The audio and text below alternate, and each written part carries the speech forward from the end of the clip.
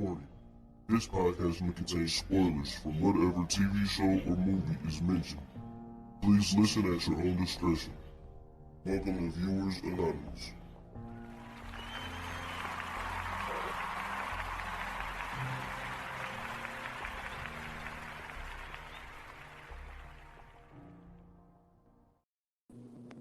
Yo, what's going on? I am Scoots Bronson.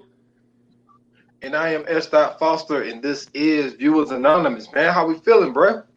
Man, listen, we are feeling amazing. I took off work, you know what I'm saying, and put some work in and did some stuff to, uplift the podcast.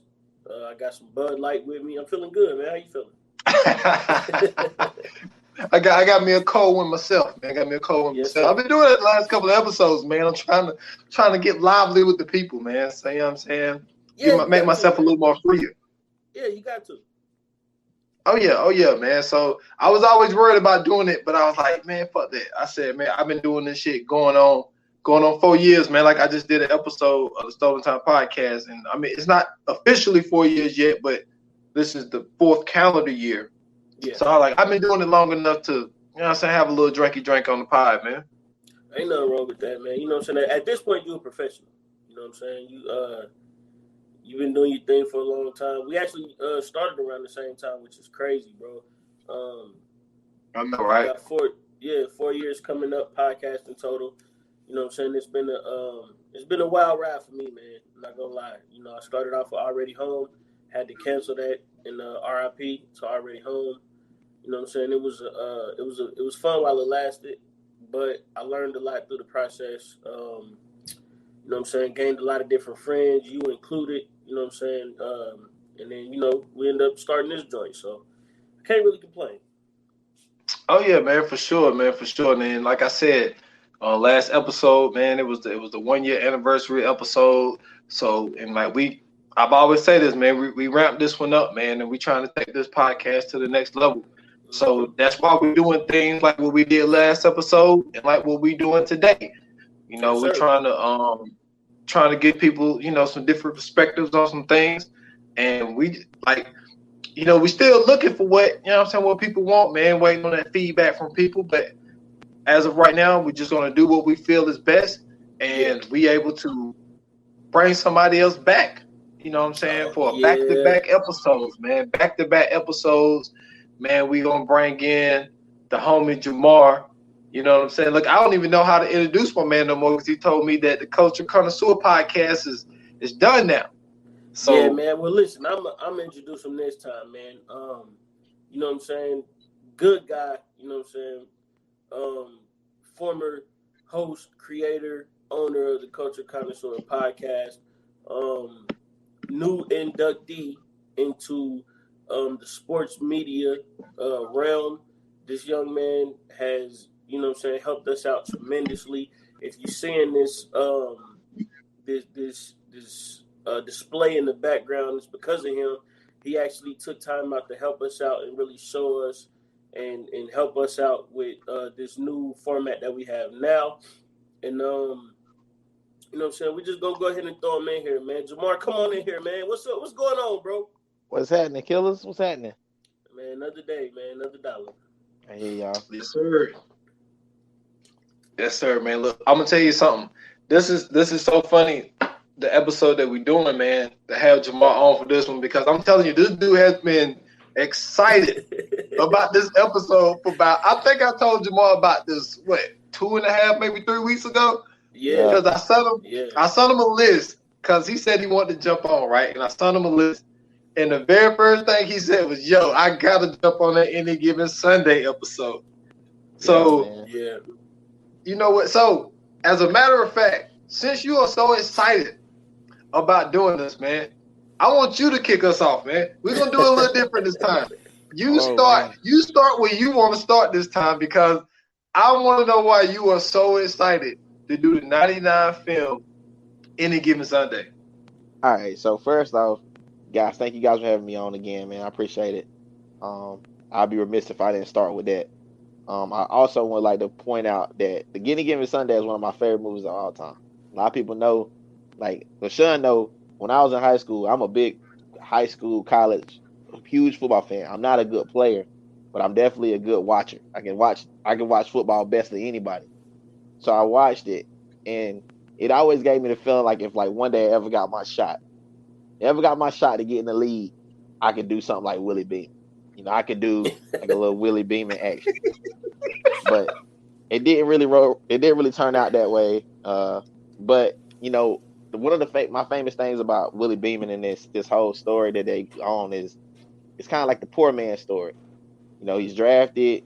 He's sat for a while. He's the third string. He gets his shot, and then somebody tries to take it away from him to let the old head finish out the season. And for those of you guys who don't really know the feeling of being on the top of the mountain, kind of getting your flowers, and then somebody want to take them from you, you can kind of understand like Willie Beeman, how he's conflicted. Like he's conflicted during this movie. And on top of another thing I want to talk about is the fact that him and LL Cool J really did have beef, and that fight was real.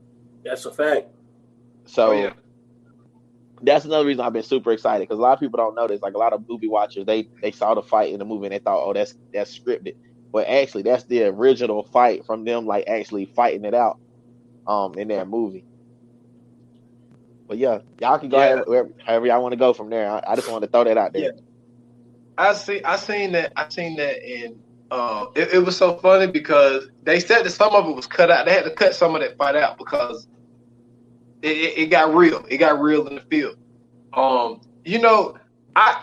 can attest to some of what you were just saying, because I did go through a little something in high school. I told this story before. You know the person. You know what I'm saying? I never said the name because I just didn't feel like it was really relevant. But, I was groomed to be a receiver since I was like on the C team. Because I was on the C team in the 7th grade. I was on the 9th grade team in the 7th grade. So I was groomed to be a receiver. And then my sophomore year, starting my freshman year, they started playing me at corner. Then my sophomore year, I became, a corner, but I was doing both. So then going into my senior year, that was my year to be, because it started out with Courtney Wright, and then it became Sergio, and then it was supposed to be me. Like I was supposed to be that both sides of the ball started, and it was supposed to be my year. So we going into training camp. We go into training camp. They're like, Sean, look, you the veteran of the team.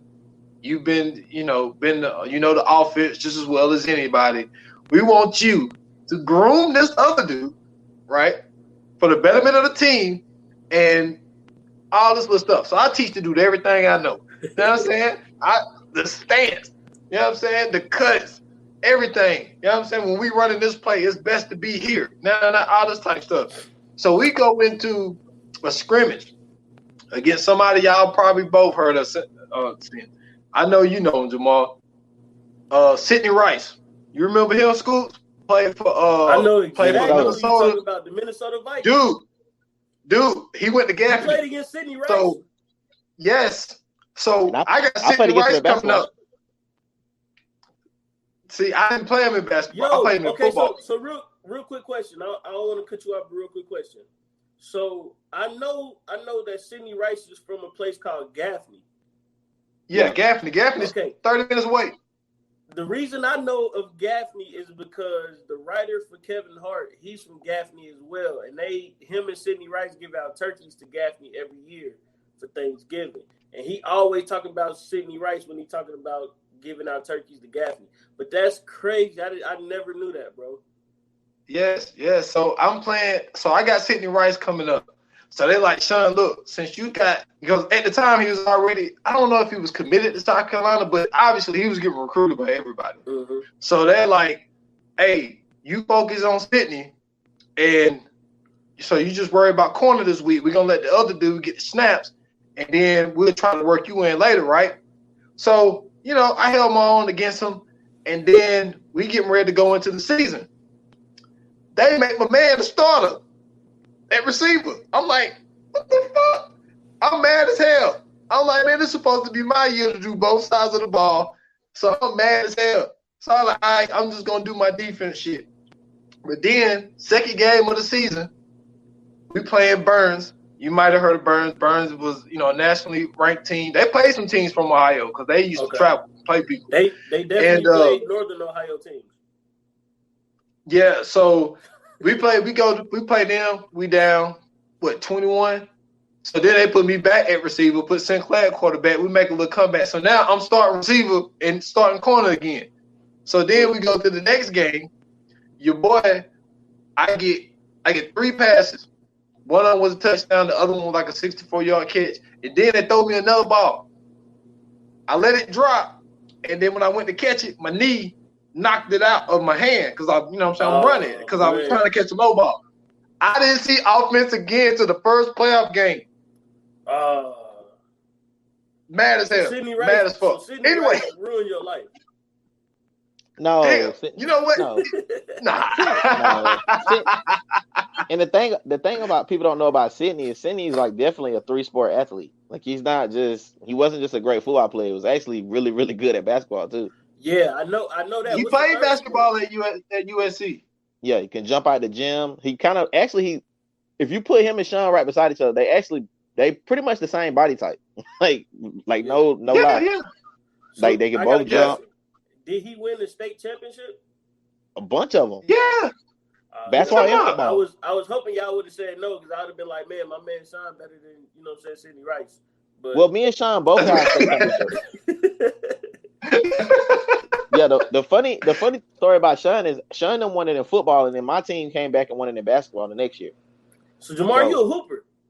Yeah. Wow. Yeah. No. No, fuck that shit. Let me tell you, Scoots. So I was my senior year, right? Because we was trash for like 2 years because our head coach thought it was a genius idea to have. So you keep 12 on the roster. He had the smart idea to have 10 seniors, okay, one junior and a sophomore. So then when I come on varsity, we only got 2 dudes that's ever played varsity. So we trash for 2 years. Oh, wow. Like trash. Like we won like 4 games and then we won like 7. Wow. So then we go into my senior year. We balling. Balling. So then we go to the playoff. We make it to the 3rd round and we play this dude, Devin Dowling. You might have heard of him because I think he went to Cincinnati first. He played at Cincinnati and then he transferred to USC. So we playing this dude. Now, me and Jamal, we kind of on the opposite sides of this because he got a different experience. Yeah. Our point guard tried to make it a personal thing and try to go tit for tat with Devin Dowling. Devin Dowling lit his ass up. Next thing you know, like Devin, look, dude, this is the first time I ever seen a player in high school cross half court and pull up and hit that shit. So our point guard thought he could do the same thing. So he would come down. And next thing you know, we down 20. So I had to spend my senior year, my last playoff game. We get blown out by this dude. And then the next year, these motherfuckers winning a championship in basketball. So real quick, I got to throw this out there because I don't think, like Sean telling the story, but he ain't really telling the story how traumatic it really was. So what happened was, at the end of the year, at the end of the season, the coach pulled up the younger dudes from the JV to help out for scout team and stuff like that. So at this point, I didn't grown. So I think I think my freshman year I might have been like 4 feet tall, maybe 4'10" or something. So by the time I get to being a sophomore, I had my growth spurt like Brett in like between Thanksgiving and Christmas. I think I grew like 7 inches or something. So I went from being like probably like 5'3" to being like 6 feet. I'm 6'2" now. I had that same problem. So what happened I don't was have that problem, but I had that same problem. So I grew. So when I came back from break, Coach Neely at the time was like, "Oh, well, we got to pull him up." Now I had killed on JV. I think I might have averaged like 25 points on JV. Nice. I come up, Sean them already up there. So at they practices, they dunking and stuff. Like they dunking and all that. I ain't never seen nothing like that. So I go to practice a couple times. Sean might not remember this, but Sean actually dunked on me in high school. He does not remember this shit. He does not remember it. Because have you ever went, like, somebody's driving to the basket and then you try to swipe through under their arm to try to swipe the ball from them. Well, I didn't realize how strong Sean was at the time because he didn't talk. He was like he didn't have no voice. Like he didn't make noise. He didn't talk. He was just playing basketball. So dude goes up on like a 3-on-2, 2-on-1 drill. I try to swipe through his arm, like try to swipe down. My dog like lifts up like one of these. And then I'm just under the goal, like, all right, well, this is happening. Yeah. It's happening. So I think that was the level. So then my first game going with them was to play against Devin Downey. And they'd already told us he was raw. Mm-hmm. We already knew he was real. So we get down there. They on the bus. They telling dude that we talk about in question. They telling him, you can't go shot for shot with this dude. He will embarrass you. Yeah, First of all, with a ball in his hand, he probably ran a 4 flat. Like, I'm not even kidding. Oh, yeah, that's all bad. So the first play I think that I saw, he literally made 1, 2, stepped across half court and jaded. First play of the game. After that, it was an ass whooping. Like, it was just, I ended up getting to play in that game. It was getting beat so bad, I ended up getting to play. Wow. And that's my introduction to varsity. Okay, so listen. So this is my sports story because everybody thought I was sports stories, right? So I started playing football. I started playing football when I was 8, and I had no idea what the hell I was doing. I just knew that I watched football all my life, and finally I had a chance to play. My mom threw me into Pee Wee. Now, in Dayton, right? Well, I take that back. In Southern Ohio is not like Northern Ohio. Northern Ohio is like Texas. So, like, once you get to Columbus and up, it's like Texas. Football is religion.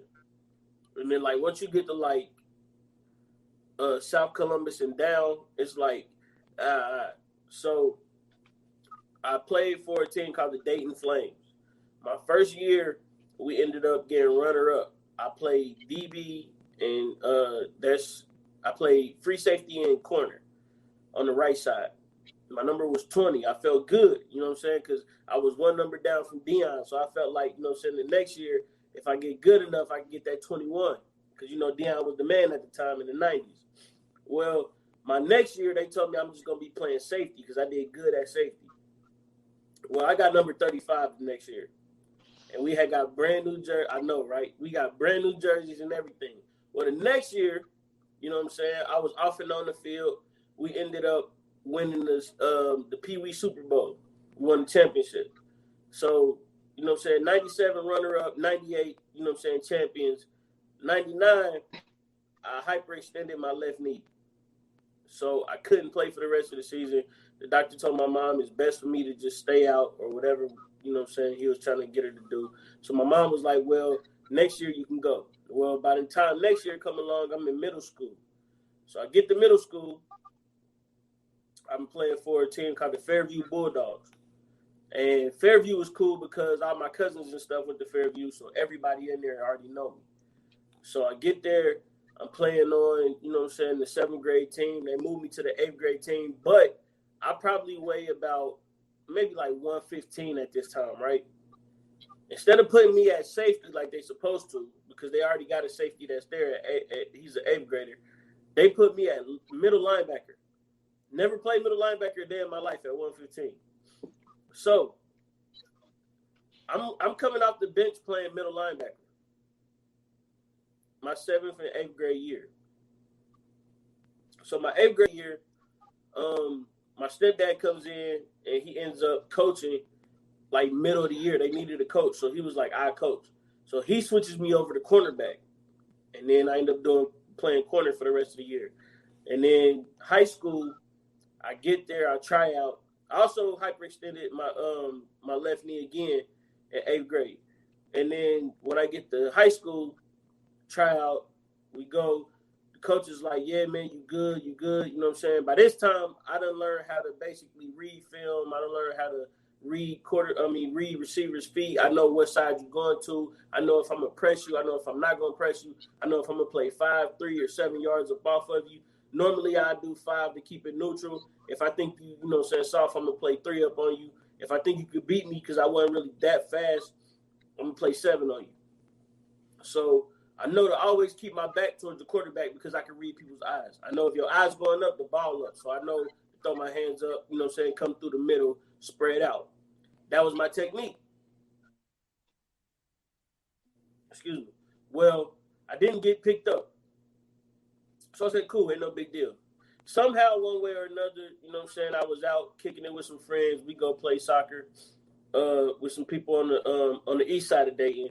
And there was a recruit there from the University of Cincinnati. And I got a scholarship to play soccer at UC. Well, by the time senior year come along, I don't want to do school no more. I'm sick of school. I was in the academic magnet program. I had, you know what I'm saying, great grades, all this other stuff. I just didn't want to do school no more. And so I turned down a soccer scholarship. I had a football scholarship to St. Joe's in Pennsylvania. And then that was pretty much about it for my high school career.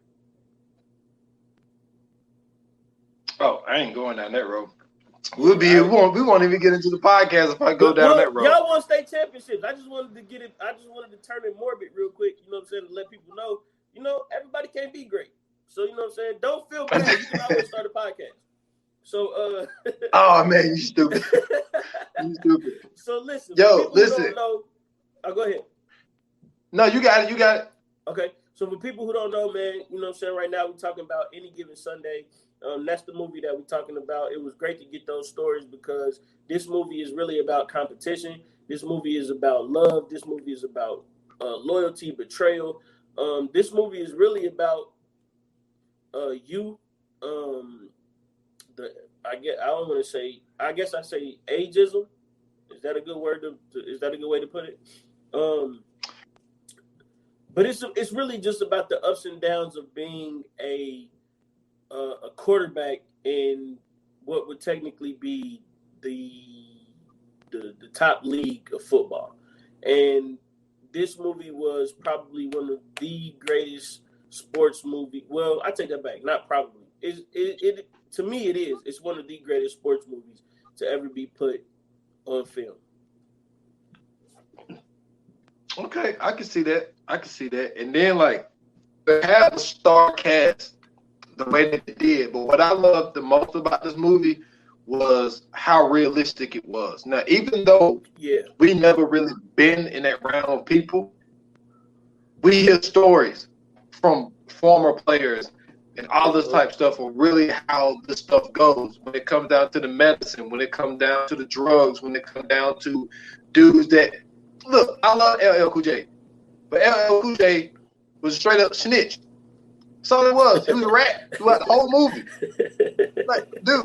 So you would see that. I'm pretty sure there's instances where guys would, if they feel like, if they're trying to get to a certain commercial, or they're trying to get to a certain yard point to get a bonus, they will go and talk to the coaches so they can get the ball.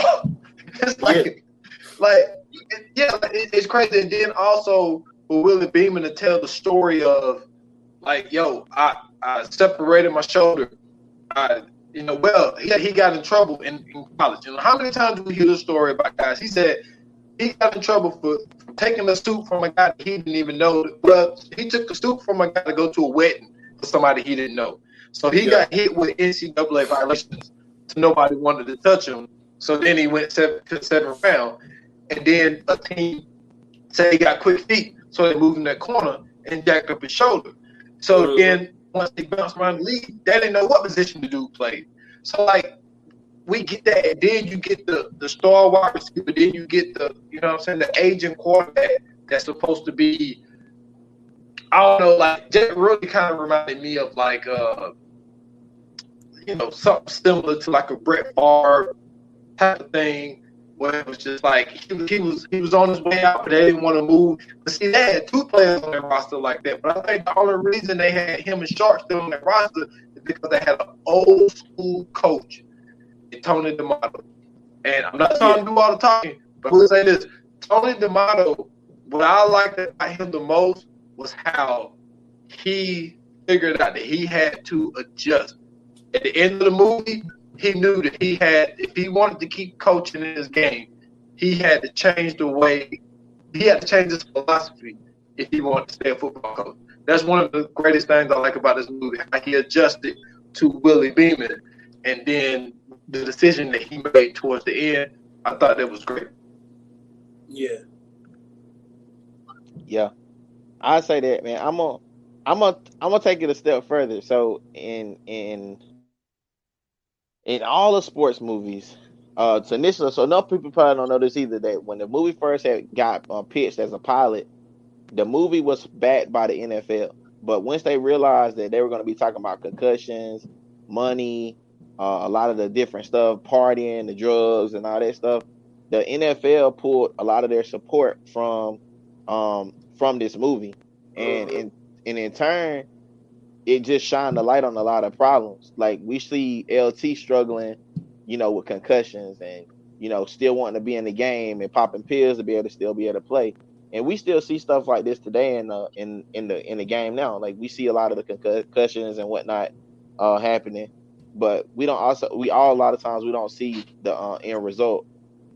And end result is in situations like Earl Campbell and stuff like that, where them cats can't even really walk or stuff like that. They just didn't beat their body down so bad, that really, in all honesty, you've done yourself a disservice. Even though you've made millions of dollars, you're never going to live to spend it.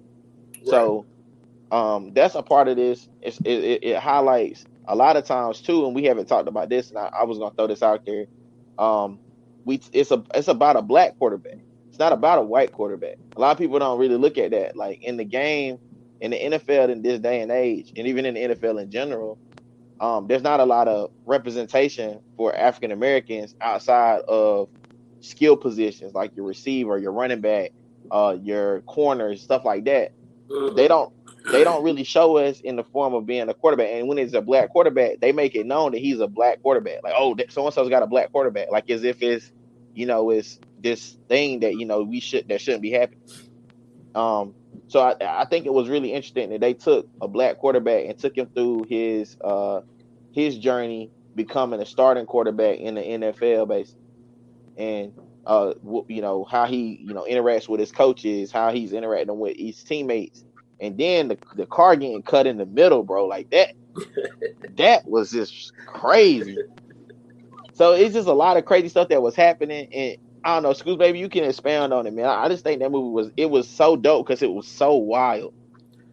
Yeah, 100%, man. This movie was, to me, I felt like it was the Hard Knocks before Hard Knocks, right? This was the Hard Knocks uncensored. This was the movie that kind of showed, what I'm saying, what goes on in locker rooms. You know what I'm saying? What those older players feel like when, what I'm saying, the new talent comes in. What the new players feel like when they're on that brink of being a starter slash superstar. Um, Not only that, I noticed that this movie kind of reflects a story that we kind of seeing right now. Um, it's probably not there yet, and it may not even get to that point. But I challenge a lot of people to keep an eye on it. And for me, I feel like it's that story of, and in a way, it's not the same, but in a way it is. But it's that story of Dwayne Haskins and Alex Smith. You see, a young black quarterback coming up, trying to take the spot of an older white quarterback who, what I'm saying, went through his transgressions, went through his injuries, got a second chance, could possibly take over. And, we kind of know the story of Dwayne Haskins right now, but I just seen a lot of that in that situation from this movie. But this movie also is a love story. You know what I'm saying? I talk a lot about love stories. I said it on the last episode of Rocky. But this is a love story this time of a coach in football. A coach who football is his life. Um, Everything that he does is surrounded by football. Everything that he is football. Um, it's also a love story of a young quarterback in football. I remember when Jamie Foxx did that scene where he was talking to his girlfriend, and he was saying like, "Yo, Like, what am I supposed to do? Everything I've known, ever since I was a kid, I've been groomed to do this, you know what I'm saying, to do this, to play football. I grew up to play football. This is all I've ever known. I don't know how to do anything else. And, like, that scene to me hit deep because I don't think people really understand, like, with these athletes, a lot of times they really go through nothing but football. From, you know what I'm saying, from the time they're a kid to the time they get older. Like, even we, you know what I'm saying, we just talked about our own stories about how, you know what I'm saying, being younger, growing up, going through the ranks of, you know, Pee-wee and middle school and high school. Like, it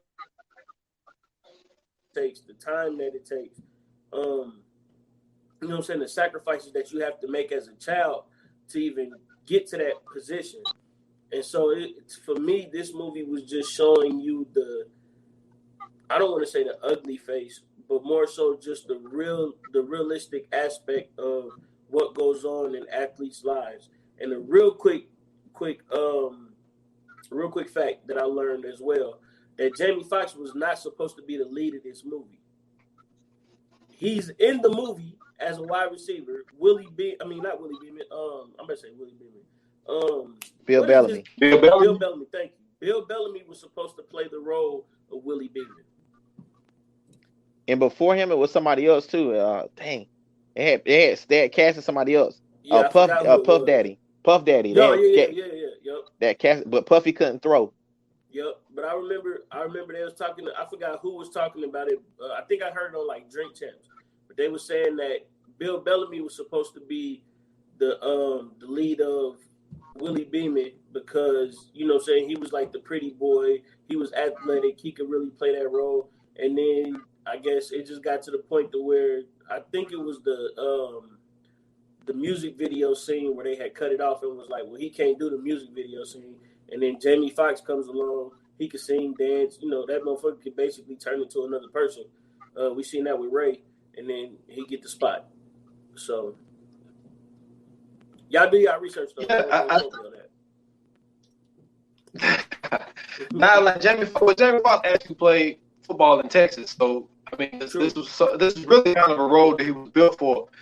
Like, I think that what really struck a chord with me that really cut deep was when he was when he went on his tour with his head got big. Let's be honest, he got a little too big for his britches too quick, and he was doing an interview with the one guy, and he was talking about how black kids they were raised in sports to be individuals. He was like, We're not raised to be, you know what I'm saying, team players. He was like, we always want to be number one. He was like, who lost the Panther Cup last year? He was like, who came second in the 100-yard dash? He was like, there's no number twos. And it really speaks to, like, when you look at a lot of, like, especially like receivers and corners and stuff like that. Like, even now, I'm not saying what Booger McFarland is saying. I'm pretty sure y'all heard what he said. He said that black players are more focused on their brand than actually playing ball or winning or whatever. I don't think that's the case for everybody. But is there a few guys that are like that? But the only reason they're like that is because of how the media covers sports. Sometimes the media covers sports it's like if you're not winning, the only way you can get deals is that you are a great individual player. So some guys will feed off of that, but that's the thing is that's just like when this whole thing started to switch up. Like, what do most people do when it comes to Little League football? They get the best athlete and they put him at quarterback, whether the kid can throw or not. So then that it's a tough subject to talk about because it's like the way Jamie played that role. And even when it comes down to the soundtrack, y'all, I mean, if you listen to some of the songs that was used for this movie, it really, even though Al Pacino was really the guy in this movie, and Cameron Diaz was big at this time, Dennis Quaid was big at this time. It was kind of like a black film, you know what I'm saying? And then you got somebody like Oliver Stone who give you that reel right off the rip. And then, you know, I didn't even realize off the jump that Oliver Stone was one of the announcers in the movie. He was one of the announcers that was in booth. And I didn't realize that at first. But I just think that was one of the touchy things in it. But then also, I love how they put in the movie, to move off of that, how they put in the movie these call girls, these $1,000 call girls and stuff. And they put my girl Elizabeth Berkley in this joint. I had like the biggest crush on that motherfucker growing up. But she was on 90210. Man, hard. Well, since we speaking on girls in the movie, I personally think that Cameron Diaz was a smoke show, bro. Like, I ain't gonna lie to y'all, bro. She was looking super. She is a smoke show. She's super tough. She got a lot of qualities and whatnot. She was definitely my favorite one of that movie, for sure. I wanted to throw this out as a question to you guys, and y'all don't care which order you guys answer it in, but I know from watching that movie, we all know that Willie Beeman was, kind of, he came bigger than life, and it all happened at once. Do you know, like, what do you think would have to be like in our real lives if this happened to us? Like, do you think that you would be able to handle that success, or do you think it would kind of go to your head too, to be an NFL quarterback, like basically overnight success? I'll go ahead and go first. I think that me personally, I'd have been able to handle it only because really I'm an introvert when it comes to the people that I don't know. And so for me, like, I have a small case of like OCD as well. And so like I do things to the point to where it's like it's perfection. Well, to me, I feel like it's perfection. So for me, I feel like even when I told the story of, playing cornerback as a middle schooler, I was able to read where the receiver could go just by the way he places his feet, just by the way he would, line up on the field. I knew that if he lined up closer to the sideline, he's going deep. If he put, if he lined up on his right side and he put his right foot out, he was going deep and maybe cut in. I knew that if, he lined up with his left foot, he was just going to take it straight out. If he was a little bit more inside, he was going to go straight to the end zone, and run a flag route instead of a post route. I just paid attention to a lot, more detail, and I'm real detailed about anything and everything that I do. So for me, I feel like it wouldn't have been a big deal. I don't know how I would have personally handled like the media aspect of it, because being an introvert, I really don't like to, I don't know. I think I take my time, or I try to take my time talking and saying certain things, because I know how certain things could be taken and can be used as offensive, or I may say something that that may offend somebody or whatever. So with that part, I don't know how I would handle that. But as far as like the glitz and glamour part, that would have been like an easy breeze to me. I probably would have been like Tom Brady. I hate to say that, but I probably would have been. Shoot, I wouldn't use Tom Brady. I think for me, y'all probably both know the answer already. I definitely wouldn't have handled that way. I've had people, I'm not well with compliments.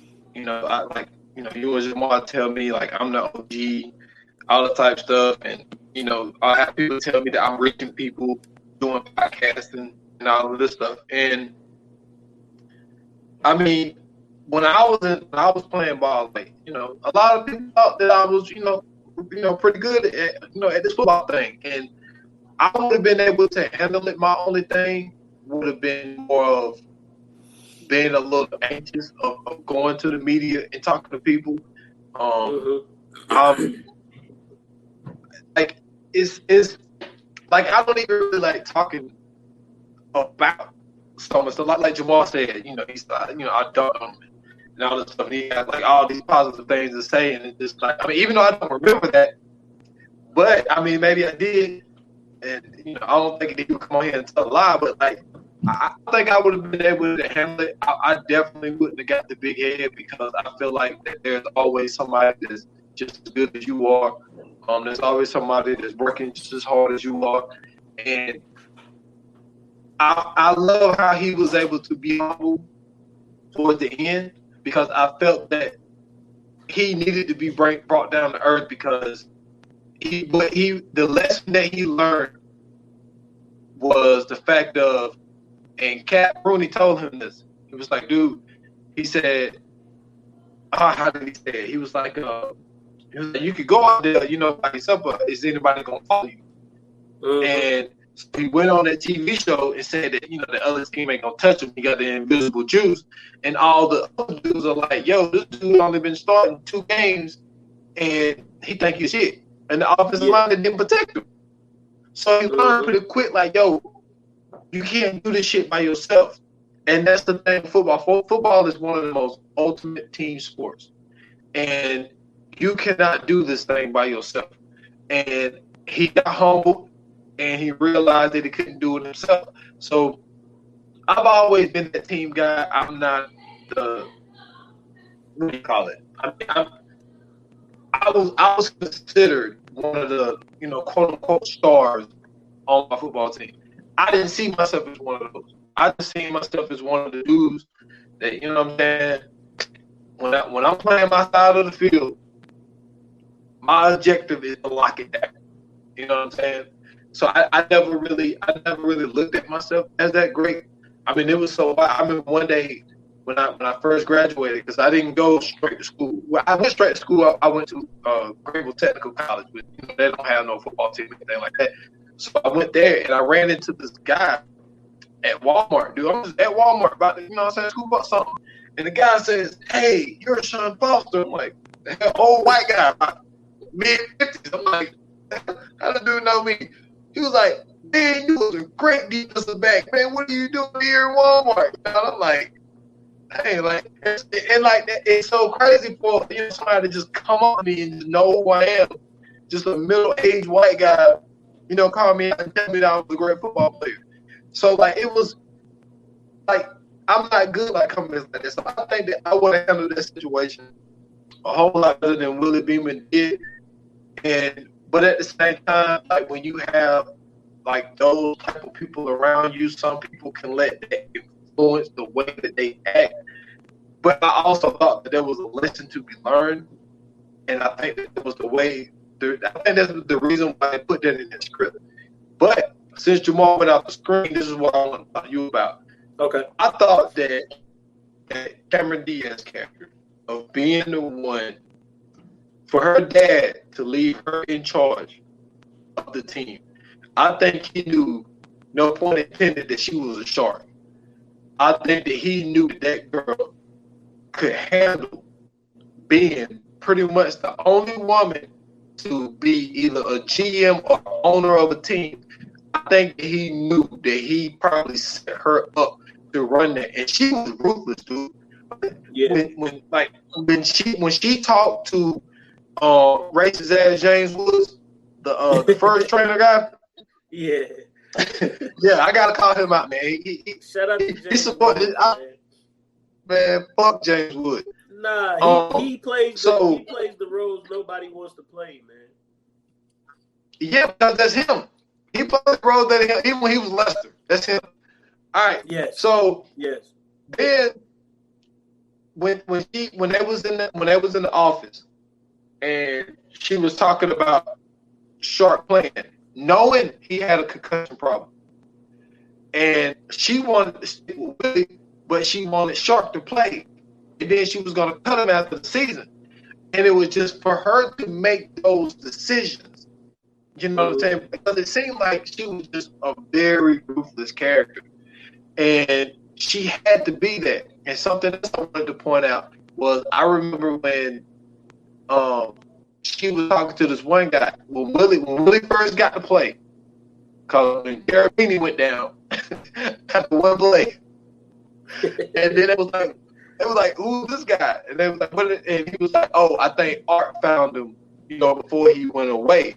So like that was her dad's last gift, Like Yep. her dad was like, what's your boy name? Used to be with Bill Polian before he got crazy and said Lamar Jackson was a receiver, was a good quarterback.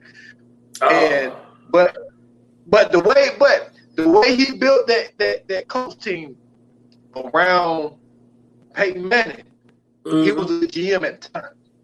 But so he used to find those dimes in a row. Nobody thought Bob Sanders was going to be that good. You know what I'm saying? Nobody thought Bob that. Sanders? Bob Sanders was decent originally he was decent in college. Nah, he was good, man. If you go He back wasn't and all look, that. if you go back and look in 2020, I'm sorry, I hate saying that out loud, but if you go back and look with 2020 vision, I think that you'll have a different landscape and look on Bob Sanders. Don't get me wrong. I think Bob Sanders was great. Yeah. I don't think that. I thought that Bill Polian did a good job on Sanders. Yeah, No, I see what you're saying. I agree with you saying, though. Yeah. But I think that, like her dad, it seemed like even when you look at Sharp LeVay and Cat Rooney, like, cause those was, I'm guessing, like, his original like picks or whatever. But Yeah. I thought that she was ruthless. I think she played that role really well. And I know that Willie Beeman was mad when he asked her out on a date. She said that she didn't mess around with football. This is the thing, though. The look that she gave him a look like she would give him some. Don't give me that look if you ain't gonna give me nothing. That's true. That's all I'm saying. I mean, for me, man, this movie is, you know what I'm saying, one of those movies that shows so many different sides of you know what I'm saying, the game of football. You brought up Lamar Jackson. Lamar Jackson, to me, I feel like is also a story of Willie Beeman and Cat Rooney. You know what I mean? Like with him and Joey Flacco for what they had to go through. You know, Joe Flacco was a championship quarterback who, you know what I'm saying, helped bring the offensive side to Baltimore. When Baltimore didn't have that offensive side initially, you know, when they was with Trent Dilfer and they won that Super Bowl, you know, it was the defense that won that Super Bowl. That defense was really the, you know, the catalyst for everything. And then, you know, you come into, you know, Joe Flacco taking over and, you know, he really helped that offense basically become, you know what I'm saying, one of the premier offenses of the league at the time. And then, you know, he gets to the point to where he gets too old, or they felt like he got too old. And then you bring Lamar Jackson in, this, you know, this young gun who could come in, he could move with his feet, he could throw the ball, he could stand in the pocket. I mean, he could basically do it all. And, you know, this is what you see in any given Sunday. This is the same situation between Lamar Jackson and Joe Flacco. For me, I think that one of the stories that I feel like that they should have dove a little bit more into was the Cap Rooney story. I think that Cap Rooney was a very interesting character because there was a special scene in this movie where he was sitting in, I want to say like his trophy room or something like that, or his basement or his man cave or whatever. He was talking to his wife, and he was talking about retiring. And she had basically got them together real quick. She was like, yo, snap into it. Like, nah, we're not doing that. You know, like, you Cap Rooney. You know, you the man. You are the heartbeat of this team. Without you, this team doesn't do anything. We're not gonna let some young rookie just come in and take over. And I thought that was very important to have in the movie because, you know, we like now we get to see like the reality shows of like basketball wives, and we used to have football wives or baller wives or whatever they had on TV. We get to see a certain side of them, but we don't get to see the side of them that we got to see with Cap Rooney's wife. She was basically like his agent, his catalyst, basically. she was the one that was getting him together when he felt like he was about to, take an L.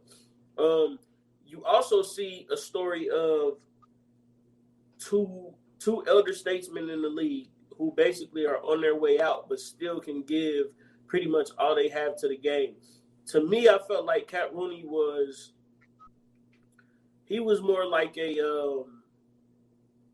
his story kind of resembled Peyton Manning's in a way.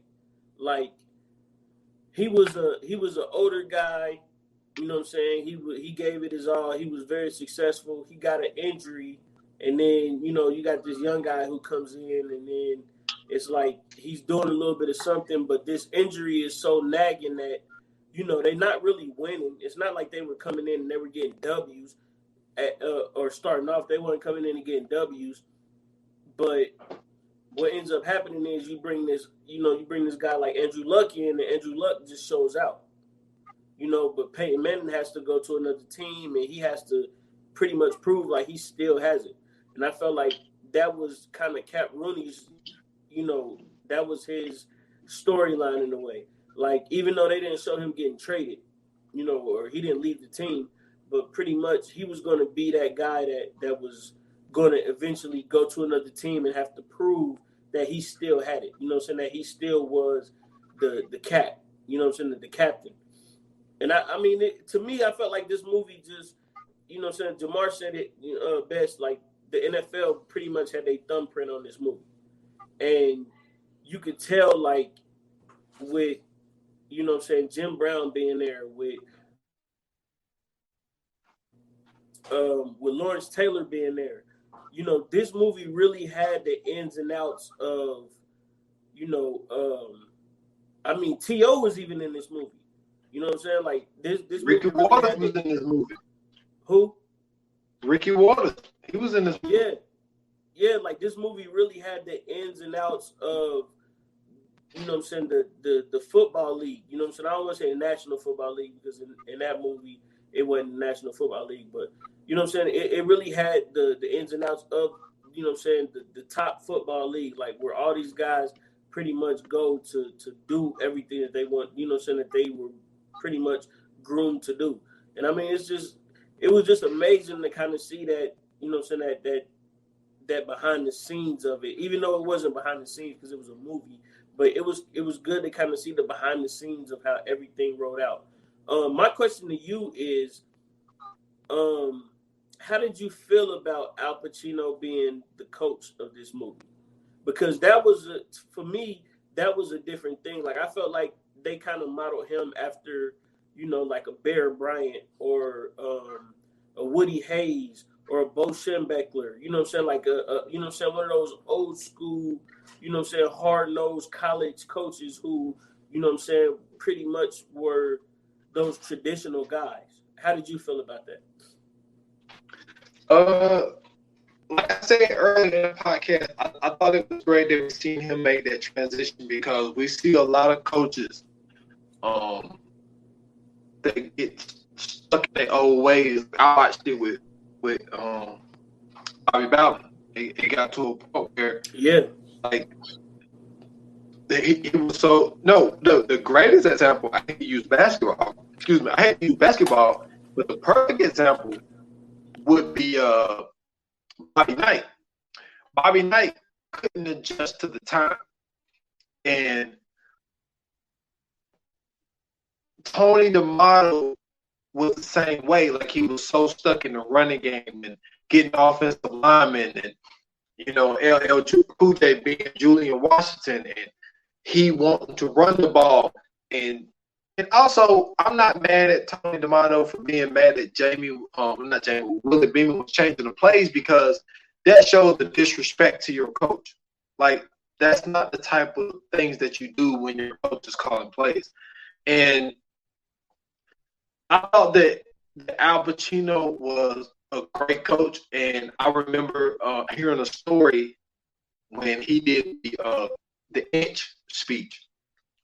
When talking about the game was a game of inches, and what was it? They said that they played a tape of some coach, and they were telling him to, say it in this certain type of manner because they said that he was kind of struggling giving that speech, which is kind of crazy that somebody like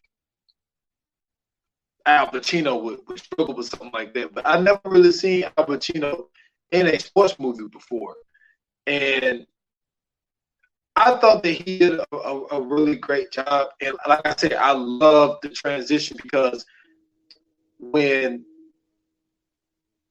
he gave that speech, it touched Willie Beeman.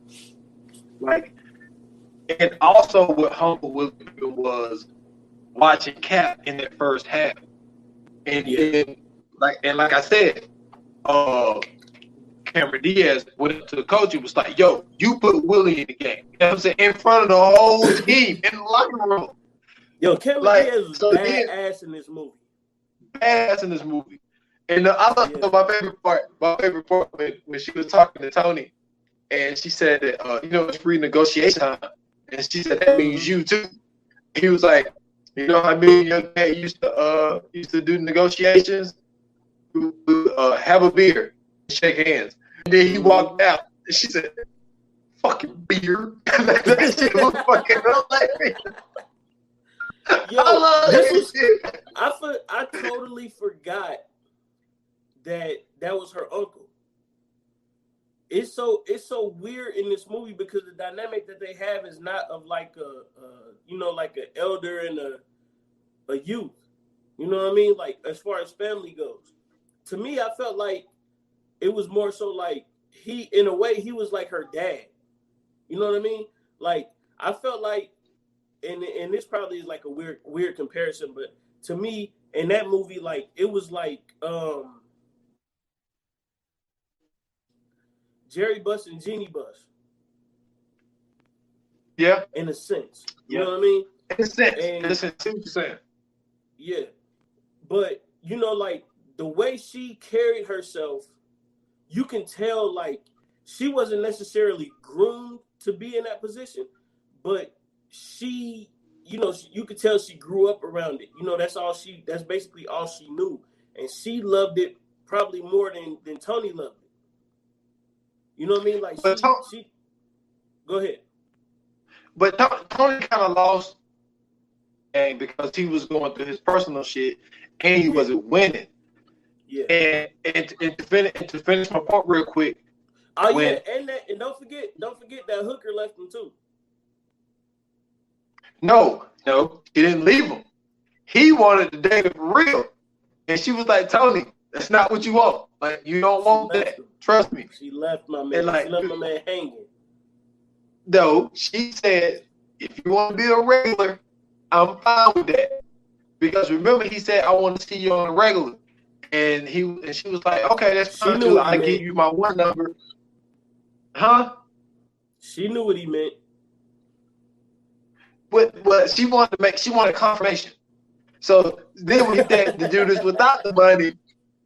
And she was like, "Tony, that's not what you want. Like, trust me, that's not what you want."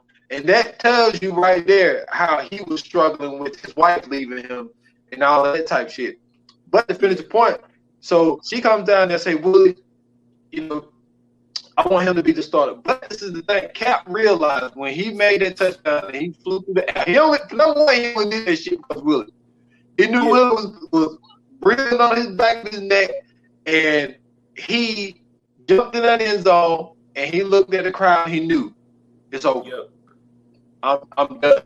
And I thought that was great that they showed that scene. That was a very powerful scene that a lot of people don't talk about. He went in the locker room like, "Willie, I need you to lead the team." And then she comes down there and say that shit in front of the whole team. And then Willie was like, "Yo, he already told me I could play." And then just the way that he called plays in the second, even though they hired Crozier to be the offensive coordinator, Tony's still calling plays. And he started calling plays that Willie was changing plays. And then the dudes would look like when he called that one play, they're like, "Man, this guy." And he was like, "Nah, y'all, it's Coach D's call." He said, "I'm sorry about the big head back there." He was like, it was the devil, red 666. And then he was like, so then like everybody And then everybody like kind of knew. And then the one biggest call in that game is like Willie had called a timeout, and he went up to Coach D, and and he asked him about about him throwing up, and he was like, which I never understood that part, because he said, why you think I've been throwing up every week? You were throwing up before you even went to his house. So I never understood that one thing. But anyway, so he asked him about the jambalaya. And he was like, man, where should I ever taste it? He said, where I think I've been throwing up every week. So he sent him out there, and then he called Kamesh. And then Crozier was like, Tony, what you doing? There's 14 seconds left. And he was like, that's why I feel. So this motherfucker called a damn option play with 14 seconds on the clock. Like, that just shows you how he changed the way that he played the game. Yeah. And the way that he called.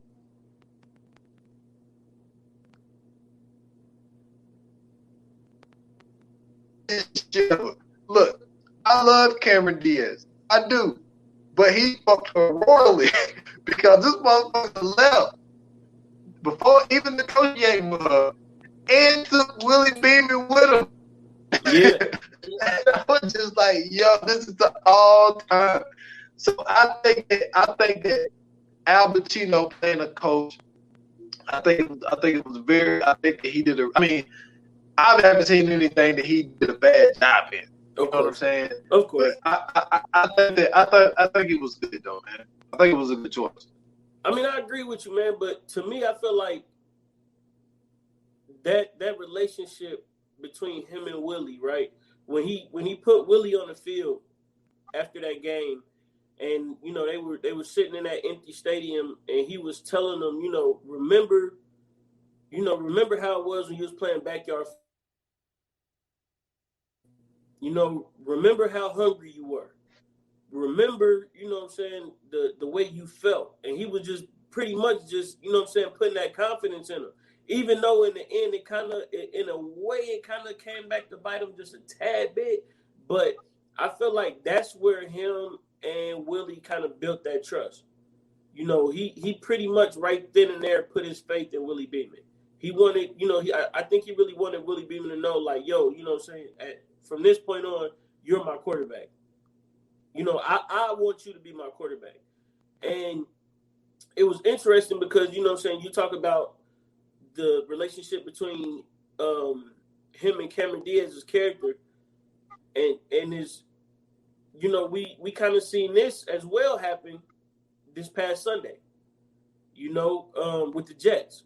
We seen a coach who put in a young quarterback in Jalen Hurts, who was down. You mean the Eagles? Points. Yeah, down by 3 points going into the fourth quarter. They take him out and put in the third string quarterback to tank to get the 7th pick in the draft instead of get. I'm sorry, what? No, it's the 7th pick in the draft. Six. If they would have won, they would have got 9th. If they would have lost, they got 6. There you go. That's the story. So, what I'm saying? We even kind of seen that happen in the movie, like to where it wasn't necessarily about draft picks, but we, we got to see how the higher ups got to kind of tell the coach what to do in the moment of a game. They was like, yo, we want to see Cap back out there. We don't, Willie is good, but, he getting too big for his britches. Let's get Cap back out there. And, we paying Cap all this money. We want him to be there. And I feel like, the same thing kind of happened in Philly, even though it wasn't Carson Wentz. But it was, I think they kind of did that to Jalen Hurts to kind of pretty much save face for Carson Wentz. It was that thing of, let's get this young quarterback out here because he might win this game and he might prove us wrong. So we're going to make it look like when he's making some bad plays, let's take him out because we don't feel like he's progressing enough. And I feel like they threw, Sudfeld in there to kind of make it look that way. Because I feel like if it was the other way around and Carson Wentz was hurt, they would have threw Carson Wentz in there. And, it was kind of the same way with Cap and Willie Beamen. what I really want to talk about though is the relationship not between Willie Beeman and Cap, but Willie Beeman and the team. You know what I'm saying? Like he was basically going through progressions as a, you know what I'm saying, as a young rookie. Well, I want to say he was a rookie. I don't know if he was a rookie at this point or not. No, he was a fifth He was like year. a journeyman, wasn't he? Yeah, because remember they say he was on 5 different teams before he went there. Okay, I was just making sure. But you know what I'm saying? Like he was a journeyman going into this game, and you know what I'm saying? Like he basically found his, you know what I'm saying? He found his, man. It's so crazy because this movie shows so many storylines. Like even now that I'm saying that, like he's a journeyman, I'm thinking of Ryan Fitzpatrick. You know, a guy who comes in to a team, helps the team win, gets a team to a certain spot where they can actually fight for a position. You know what I mean? Like, it's so many. This movie shows you so many different aspects of players that it's ridiculous, man. Yeah, the storyline that sucks. And I hate to see it. Like, I mean, I didn't get emotional or anything, but it was sad to hear and to see. One of the most disappointing things to see that's really realistic is the scene when Shark McVay in there with the new trainer because they fired James Woods' ass because he switched. He switched his results, his head scan results, so that he can be cleared to play. Mm-hmm. So they're sitting in there and they're telling him with the wrong kind of hit, you know, you could potentially die or get paralysis or something. And so he's telling the story like, yo, I need 3 tackles in a sack and I get $1 million bonus. And it's like, he was like, man, he said, all I need is 3 tackles in a sack. He was like, let me get that, and then we can talk. He said, you hit me, motherfucker? that shit was funny. Hey, Lawrence Taylor did his goddamn thing in this movie, too. Oh, yeah, for sure. And, like, what was sad was because Jim Brown telling him, like, have you ever seen an old boxer that, you know, that's going around shaking and can't remember anything that he done in his life? And so then he's like, yo, coach, like, he was like, man, I gave you 13 years. He's like, you can give me 1 game. Like, just let me play this one game. How deep was that scene, though? Because you know who he was. You know he was talking about Muhammad Ali. Yes, he was. He had to be talking about Muhammad Ali. And then also, I'm pretty sure they know, especially Jim. Remember, Jim Brown and Muhammad Ali retired before he was 30. They good friends. Yeah. And he retired before he was 30. Exactly. So he stopped taking a beating early. Exactly. And like that scene was so powerful because he's begging. He got his hands together, begging the coach to let him play one more game. Just so he can take care of his family. Exactly. And there's so many dudes that are in the league that are playing hurt. But then you also got to think about a dirty trainer switching the results of his test, and then the other trainer knowing, like, we have to give them the decision. And he was a Tony D'Amato. Yeah, he was. And did you see the stitch job he did on LL Cool J's head? Oh yeah, and then he told my other dude to go in there. And he was like, man, I know a plastic surgeon, a real good one. But like, dude, that scene was so sad because he's begging. And Coach D'Amato, he's like, you got to sign a waiver. And it's like, how many situations like that really happen in the NFL with these guys really trying to get on the field, either for money purposes, even sometimes just not to lose their job. Man, some of these guys will play with a broken leg and just give me a shot just so I don't lose my job. Mm-hmm. And it's sad, but it's also something that needs to be shown to the people. And I thought that this movie, that made it really realistic. And it was sad to see a guy that I'm pretty sure in the movie he was probably playing about 39, 40 years old. And to see a linebacker, for number one, I'm sorry. Name me one 40-year-old linebacker that's still good. Ray Lewis. Make it the fuck out of here. Ray Lewis retired. Ray Lewis retired at like what, 37? 36, 37? He wasn't that old. Nah, he damn near was 40 though. I mean, well, to me, I feel like when you play in like those linebacker positions, when you playing in those lineman positions, you don't get that age because you know that's constant. That's every snap. You know what I mean? Like that's all contact. I feel like receivers, DBs, maybe quarterbacks, they get to live.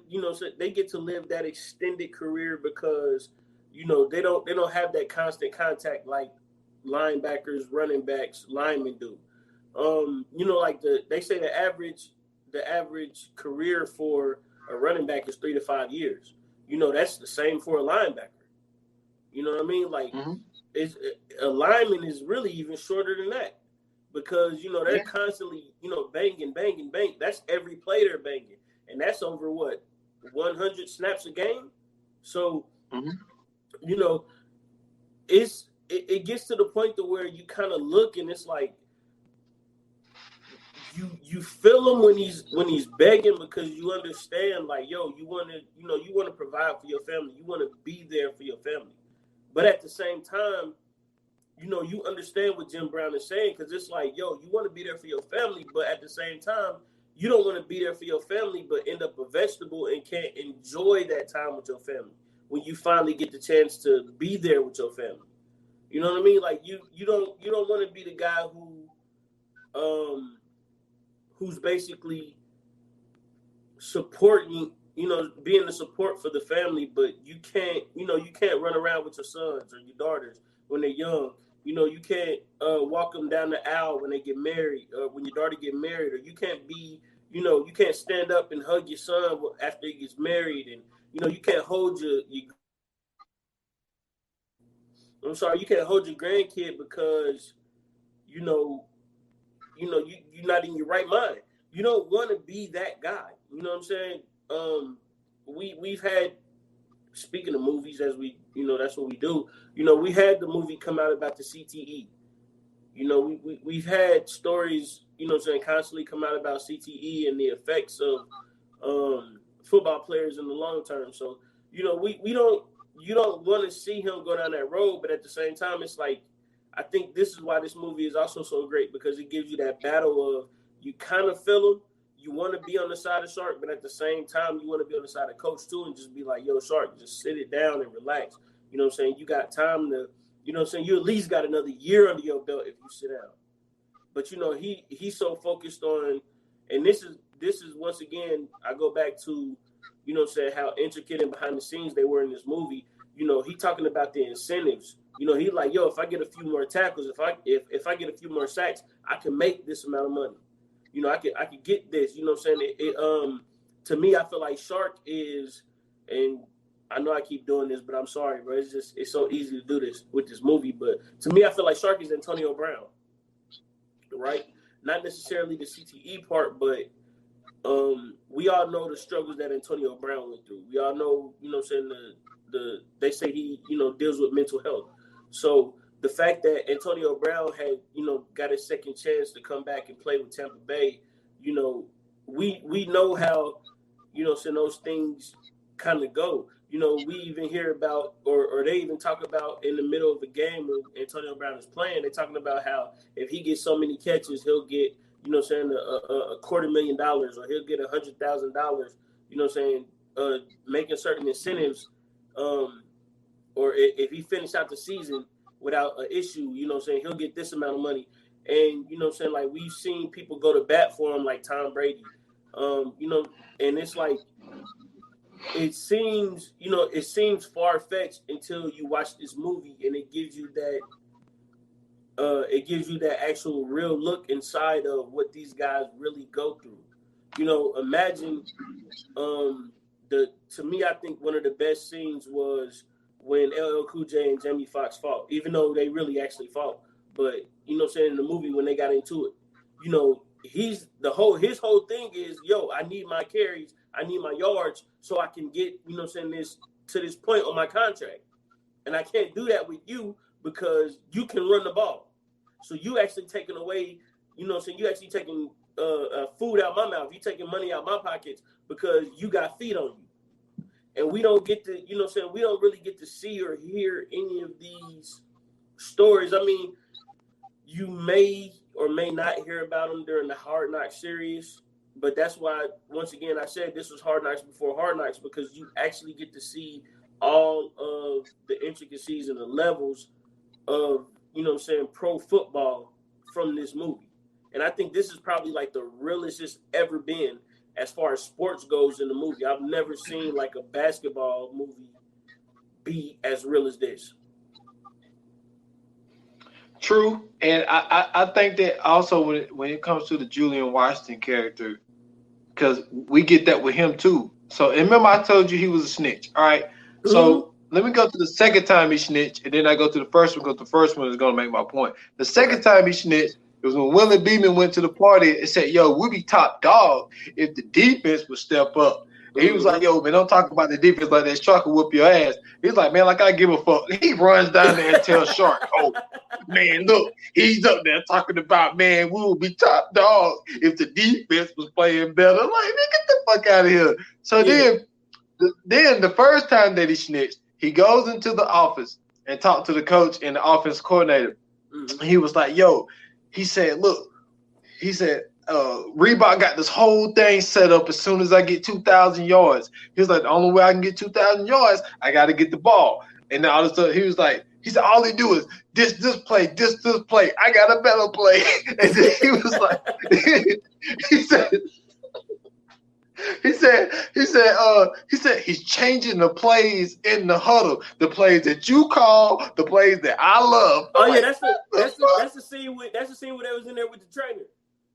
Yeah, and then he was like, he said, we won the game, right? He said, you a fucking offensive coordinator, Crozier. He was like, shut the fuck up and do your job. And like, man, he's a snitch, man. Yeah. Man, how many players? The only reason he said he loved the plays he called because Tony D'Amato was a run-first coach. Talking about the plays that you call, the plays that I love. And I'm like, man, get the fuck out of here, man. He was talking about those. I can see that. Yeah. I can see Le'Veon Bell doing some shit like that. Mm-hmm. But like that's another one of those consentive things. Like he wanted to get this commercial with Reebok. You know what I'm saying? Like and all this type of stuff. So the only way he could get it is like you say, he had to get the ball. I just thought the way that he went about it, you know what I'm saying, was, but when it comes to your pockets, you know what I'm saying, it's not that I don't blame him. It's just the fact of, like, the way that he went about it and then to throw Crozier under the bus like that. And like, what do you mean? Are you just an offense coordinator? Shit, offense coordinators are dope. I love to be that offense coordinator. Like, so it was just like for him to like throw him under the bus like that. It was just crazy, man. But like I thought that his character, that really shows you that gives you another example when we're talking about the incentives like that be in these contracts. The only person that really I think Bill Bellamy was like the most cool, laid back person in this whole damn joint. Yeah, he was a receiver. Usually the receivers are the ones wilding. Exactly. He's supposed to be the diva. I think that what's funny is, you know what I'm saying, that I'm glad you actually brought that up. What's funny is I kind of see now why he didn't get the part over Jamie Foxx. You know what I'm saying? Like, to me, I feel like to be a receiver, you should, and I think that's why they kind of brought T.O. in there as well. Because, like, I don't know if T.O. had the chops to do it yet, but I think they also wanted Julian Washington to really be a wide receiver. Because to me, I don't feel like a running back would act like that. He really had the characteristics of a wide receiver. Like, yo, if you don't throw me the ball and I can't get the ball, you know what I'm saying? Especially when they were talking about the incentives. Like, I feel like, you know what I'm saying, he went that route. Like, instead of saying, hand me off the ball, I think they was trying to get it to where they was like, yo, if you don't throw me the ball and get me the ball, I can't get my 1,000 yards, you know what I'm saying, on the season. But it's funny that, you know what I'm saying, Bill Bellamy was that guy because in a way, like, even though they didn't really show much of him, though, like, he really kind of embraced Willie Beeman. He didn't, you know, you didn't really hear too much hate coming from his character in the movie. If anything, I feel like he was more so like on his side. Yeah, but at the same time, he just wanted deep balls. Mm-hmm. You know what I'm saying? He didn't look at those deep balls. Like, and yeah, it was really interesting for him to be as laid back as he was. And then, like, you know, and then Wayne Martin had a little quick, you know what I'm saying, appearance in here. He was with his agent. You know what I'm saying? It was wild. But I tell you something else that we didn't mention. When it come down to the mayor Tyrone Small, remember she was having a conversation with him at that party, and she's talking about moving the team because, you know what I'm saying, they was having problems with the stadium, and that's something else that I'm pretty sure the NFL team deal with. Like, they, you know, these owners are talking to the mayors trying to get money for their deals, you know, when their deals are up and trying to get, you know, renegotiating for things like that. So they gave us a lot of the real business stuff because, like, she said on a couple of occasions that they are the least paid team, but making the least amount of money in the whole league. I think she said they were like 10th, like 10th from the last spot of, like, you know, being profitable. So with her recommendation and talking about leaving, he was like, yo, you still got 2 years on your lease, but you can't do nothing. And then, you know, then he was trying to get into the skins too. Like, he was, you can see it. Like, he was trying to get into the skins. He did it real sweet when he put his hand behind her back. You know what I'm saying? With She had a back out. Yeah, he lean back comment that he did. Yeah. He was trying to get the skins. He was trying to get the skins. Most definitely.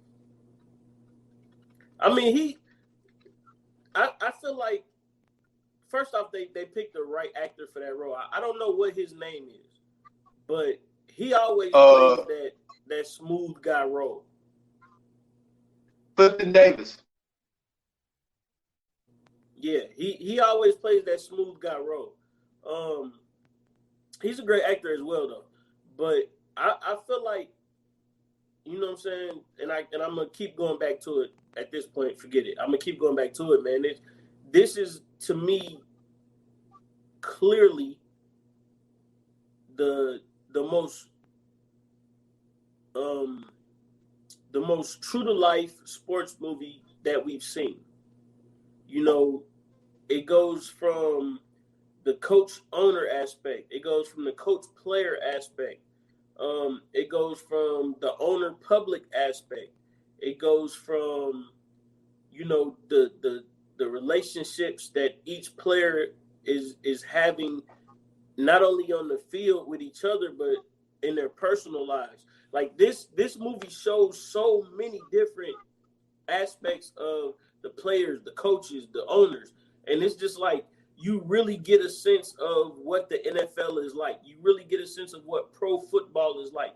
You know, the closest thing to me, I feel like, to this is the podcast I Am Athlete with Brandon Marshall and Fred Taylor, Channing Crowder, and Ocho Cinco. Like, they talk so much about the goings on of the NFL. It's like, when you watch this movie, the things that they say don't seem far-fetched. The things that they say don't seem out of pocket. It seems like they were, you know, so they could have been a character in this movie. They could have been one of the actors in this movie and really played that part. To me, I think another very interesting storyline in this movie, because it has so many different storylines, which, once again, that's just to the genius of Oliver Stone to be able to, you know what I'm saying, put that together the way he did. To me, I felt like the rise and fall and the rise of Willie Beeman well, I'm sorry, the fall, the rise, the fall, and then the rise of Willie Beeman was the main focus of this movie. But you also had the rise and fall and the rise of Tony. You know what I'm saying? You had the same thing with Cap. You had the same thing with the owner, because she kind of made out at the end of the movie as well. Like, you just get to see so many different angles of this team. You know, even though they're fighting to be, you know, to fighting to get that playoff spot and fighting to, you know what I'm saying? You feel, I mean, like, this movie makes you feel like you're a part of the team. This movie makes you feel like a fan. It makes you feel like you would root for the Miami Sharks. You know what I'm saying? It feels like you would wear a Willie Beeman jersey. You know, in a sense, it kind of feels like a Colin Kaepernick situation as well. You know, we get to see how when Willie Beeman and Tony got into it, you know, when Willie Beeman finally got to see how he was treated, how he realized, like, yo, y'all just look at me as another black quarterback. Y'all don't really see me as an asset to this team. Y'all just see me as a dude you could fit in any spot. You know what I'm saying? Like, this movie touches on so many different aspects of football, pro football. You know what I'm saying? Like, it's crazy how it just foretells everything that we're seeing kind of going down right now. And before we get to the Fire Flame, the movie that I would say on a high school level that is right down that lane is Varsity Blues. Yes, sir. Exactly. You took it right in my mouth. Like, yes, when you think about, like, the aspect, even the aspects of, like, Moxon's dad being as invested as he was. Like, there are parents that are nuts about their high school football team, and they want all their kids to play for them. Friday Night Lights. Friday Night Lights, yeah. I mean, and it was based on a true story. And the thing is, like, when it comes to the Carter football team, because I actually watched the Carter movie and I watched the documentary on it. Mm-hmm. They were just wilding. they ended up wilding when they started doing those rivalries. But so it wasn't the Permian Panthers ain't the real team?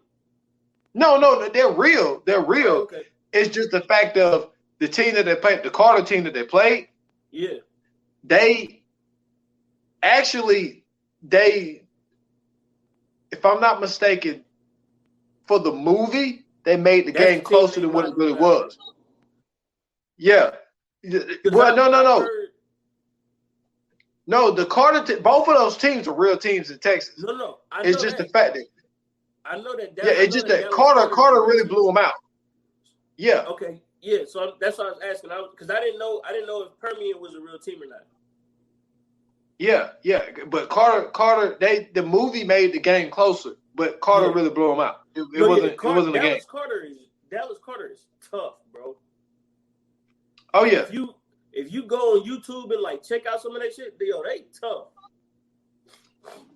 Oh yeah, and then when you even look at the talent that came out of they was Jesse Armstead was in that game.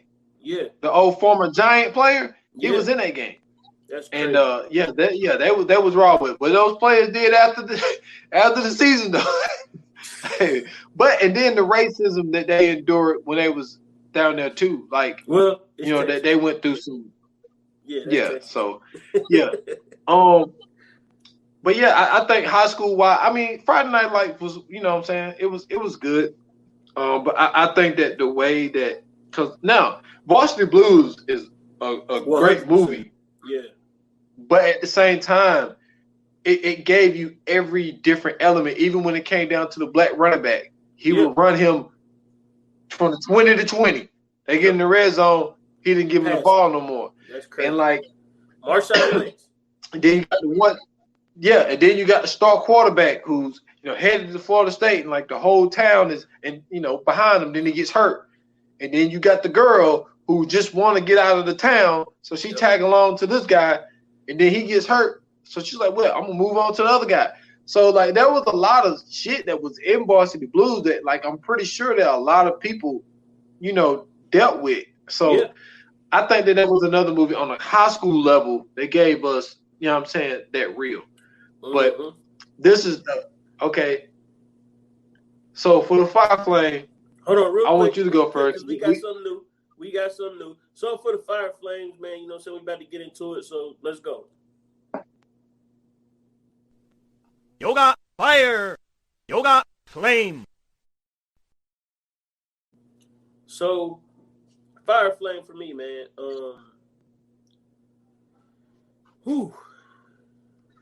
I feel like for sports movies, this is not top 5. This is top 3. You know what I'm saying? Like I said, man, it's super to the point, super intricate.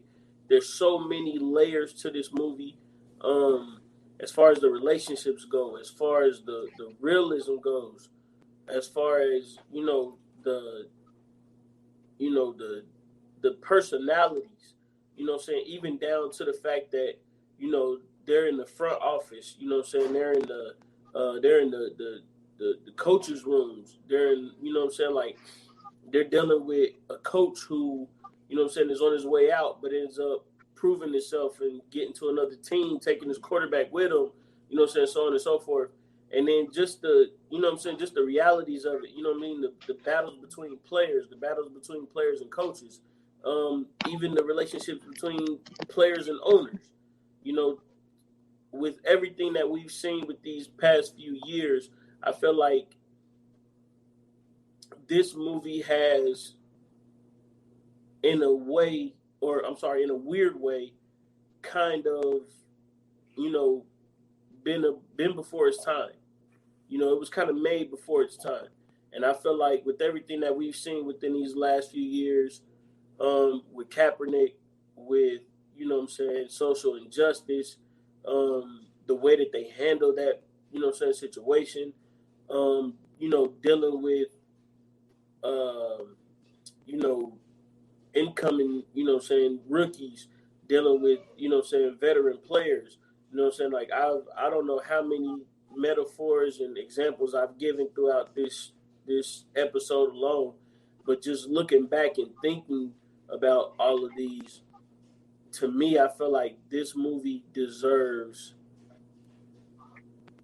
a 4.5. Okay, 4.5. Okay, I'm feeling that. Like when I think about this movie, how realistic it is.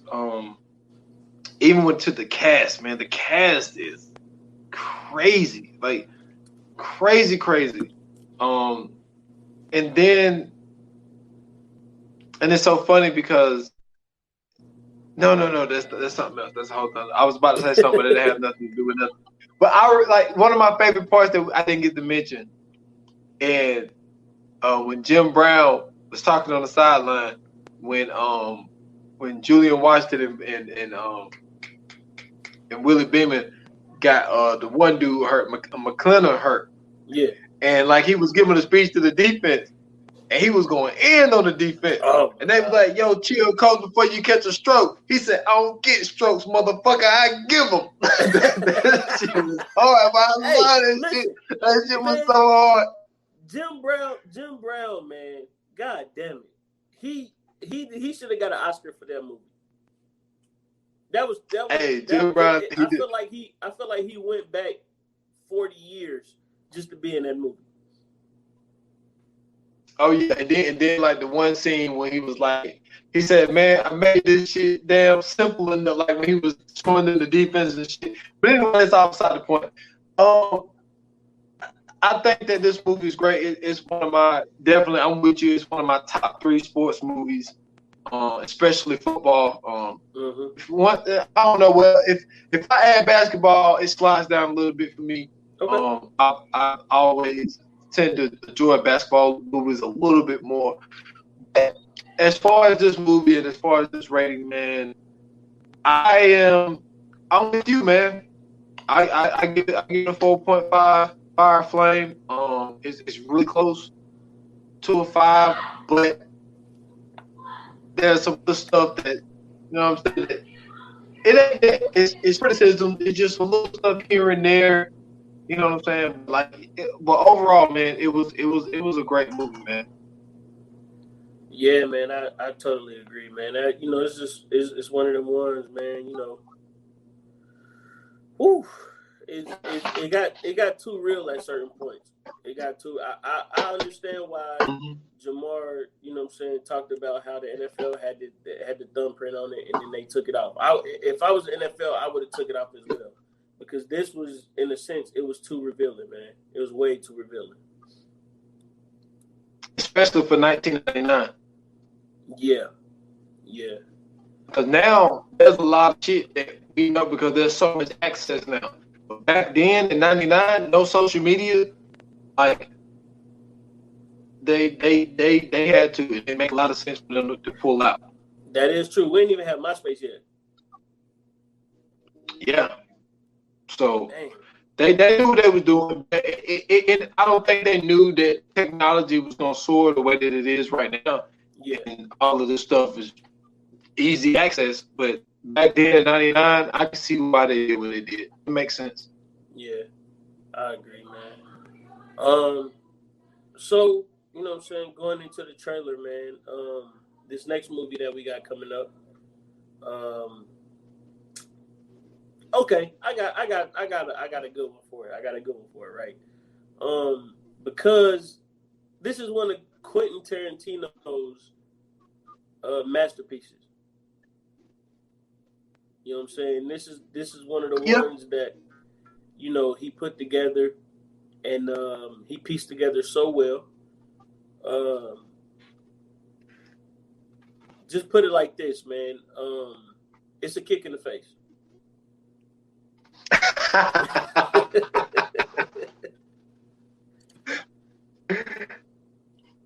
Well, I'm gonna say, man, this is definitely, when it comes down to, wait a minute. Yeah, you said Quentin Tarantino. This is in my top 3. This is really, I would say this is probably my favorite Quentin Tarantino movie. Really? And the one thing about it, yeah, and the one thing about it is, like, man, like, I mean, they'll slice you up, man, to a whole point of, like, when, it'll take your head off, and it'll blow your mind, man. It's just one of those type things. But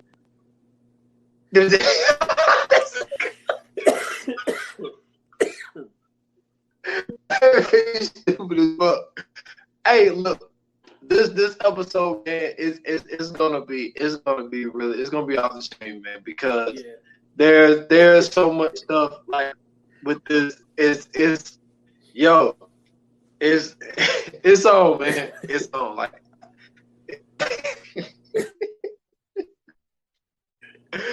Nah, it's gonna be great. It's gonna be a great episode, man. Definitely, but man. I can't wait to do it. Nah, fuck that, man. Let's be real with the people. You know what I'm saying? Because of some schedule issues, you know what I'm saying? I got some stuff coming up this weekend. Yeah. You know what I'm saying? So we already done the episode. Yeah, we pre-recorded. And shit is fire. Man. It is. Yeah. Yeah, and it's a fire episode, man. And because so I'm going out of town this weekend. I'm hoping I don't get fucked up, man, because it's supposed to snow this weekend. Now, my damn birthday coming up. I got something planned. I got something going on. Hey, listen, this motherfucking snow. Don't you worry. Ain't no snow coming no time soon. Man, I hope not, but you know what I'm saying? So listen, heading up to Tennessee in Ohio, we ain't been getting nothing but rain, bro. Ain't no snow coming no time soon. And we ain't got no snow, y'all ain't getting no snow. But man, listen, it's definitely, man, a great episode, man. Yeah. I hope the people enjoy it, and because it was so fucking fun doing that shit. Now it's been fun, man. We got to thank Jamal, man. I don't know what happened. Maybe some stuff came up. He had to jump off the feed, but it was great for him, man, to come on for the 2 episodes, man. We appreciate him, being the first guest of the Viewers Anonymous podcast. So got shout out to that dude. Like, this dude, man, he's flying the charts, man. He's starting to You know, he turned the thing into a career. You know, Mhm. me and you, you know, this is something that we do, you know, that we're very passionate about, that we love. You know, so we love would be, you know what I'm saying, our career, but we haven't got to that point yet. So, you know, for this Right. dude to be able to, you know, turn this stuff into his career, man, the dude is showing y'all this is a name that y'all are gonna know, you know what I'm saying? And he was on the Viewers Anonymous podcast. You know, also, you know, he jumped on the Stolen Time podcast as well a couple of times, but this is the name that people is gonna know, man, and it's truly an honor, man, to have him on. And also admit that I dunked on him, and I still don't remember doing that, but he wouldn't say it if it didn't happen.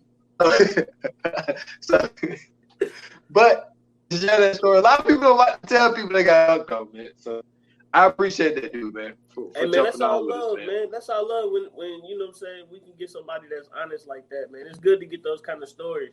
You know what I'm saying? We get to see, you know what I'm saying, who the real you was. You know what I'm saying? We know that you might not talk a lot, but we know that you was out there dunking on people. So you know what I'm saying? That's a great thing. So you know what I'm saying? Man, listen, real quick before we leave out, man, I also want to give a shout out to you know what I'm saying, the Immaculate Bros. You know what I'm saying? Shout out to them. They have a podcast coming up very soon. I'm gonna be working with them. I will not be on the screen. I'll be behind the scenes. But you know what I'm saying? They was gracious enough to hit me up, and we talked about some things, and they allowed me to come in and produce for them. So you guys be looking out for that very soon. The Immaculate Bros podcast is coming very, very soon. Go to their YouTube page, The Immaculate Bros. Go subscribe now. They'll be dropping the first episode very soon. Look out for that. Also, to support the Immaculate Bros, go to, NorthStateOfMind.com. Go support them. Go grab their merchandise. Also, go on iTunes, go on Spotify, whatever music app you have. Search We Go High. That's also an affiliate of the Immaculate Bros. Go support them as well. They got a new single out called Dumb Shit. Go support that. That shit is fire. Man, that thing hit right now. So you know what I'm saying. Go support them. Immaculate Bros.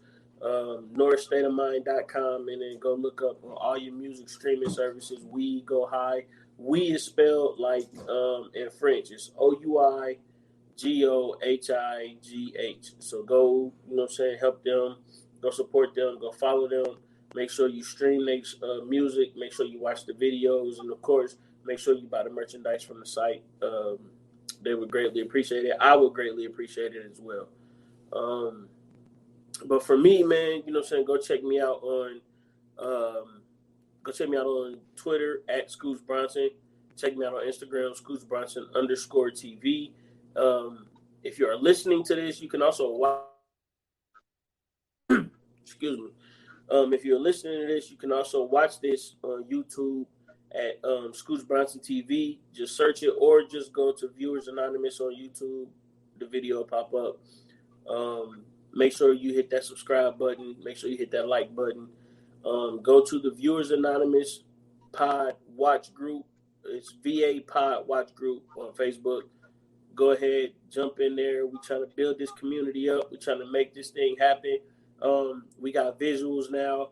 If you don't have a YouTube, or if you don't watch YouTube and you're always on Facebook, you can go to the VA Pod Watch Group, and you can actually watch us live every time we do an episode. That's every Tuesday and Thursday. So you'll be able to see it first if you jump in and join the watch group. If not, you'll have to listen to us whenever we drop. So that'll be, you know what I'm saying, the following night. So I'm sorry, that'll be that night, and you can listen to us the following morning. So 15 Minutes of Fame. Go check out my last episode with S. Foster. We had a hell of a time, man. We talked about space. We talked about all kind of crazy shit, man. That shit was fun. We had a bunch of laughs. S. was, you know what I'm saying, he was out of his element in this one. Usually he talking about sports. He usually talking about, you know what I'm saying, serious stuff. You know what I'm saying? This time I had to, you know, get him out of his element and talk about some other things, man. And we had a ball. I got another episode coming soon, dropping with Jasmine Soto. She has a social work program that she does in Cincinnati, Ohio. So go check that out. And Isolated Society is back, live streaming. You know what I'm saying? It's going to be on the Scoots Bronson media page on Facebook. And, of course, on the YouTube. So make sure, like I said, you subscribe. You go to those pages, follow those pages. And, yeah, that's it. That's all I got, man. That's a lot. Now you gotta get it out there, man. People need to know. Yo, go check out the Stolen Time podcast, man. I just put out, one episode, episode 195. You know what I'm saying? First pod of 2021. Was very excited about that. Made some changes with it.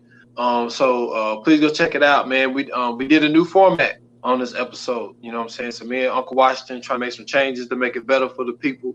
They're trying to make it a better listening experience. So go check out the Stolen Time podcast on all major platforms and the Stolen Time podcast page on Facebook. Also, man, check out the 28 Minutes or Less podcast, man. I just dropped my first episode that got the visual. You know what I'm saying? So go to on YouTube. It's just Stolen Time podcast on YouTube. So then I got the first visual. I did the TV series Luther, man. One of my favorite TV shows, man. Great series. I know Scoots. I said Scoots. I think I shouted you out now. I said you don't really like the British accent, but that shit was hard though. No, I love the British accent. Well, who am I thinking about? Somebody don't like the British accent. No, I love the British accents. I hate fake British accents. Oh, okay, I feel you.